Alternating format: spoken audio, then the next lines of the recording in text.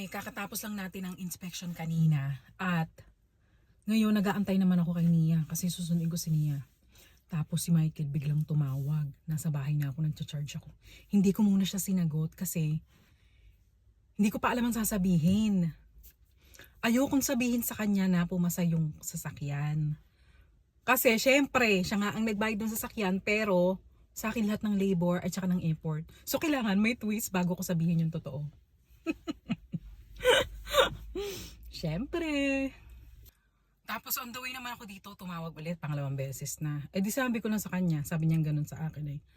Ano, pumasa ba? Hindi. Sabi niya ganun. Sabi ko, no. It failed. Sabi ko, hindi pumasa. Sabi niya, is it real bad? Sabi niya ganun.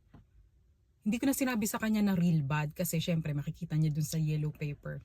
Sabi ko lang something in the tire, sabi kong ganun. Dun nga sa ano, sa tire ng sasakyan. Pero hindi ko sa kanya sinabi kung ano yung dapat anuhan, bilhan ng kung ano. Sabi ko, mamaya ka na tumawag. Sabi ko, nagdadrive ako. Mamaya na ng pag-uwi sa bahay.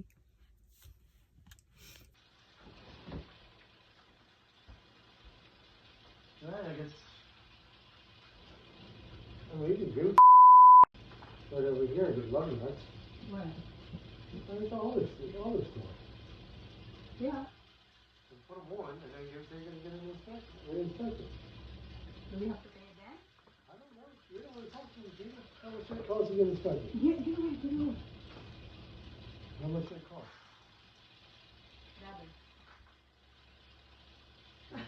So you already got it? Now come on. I just need you to be straight with me. Does he took another job? I already did it. All right. I mean, that's all you had to do. I got it done.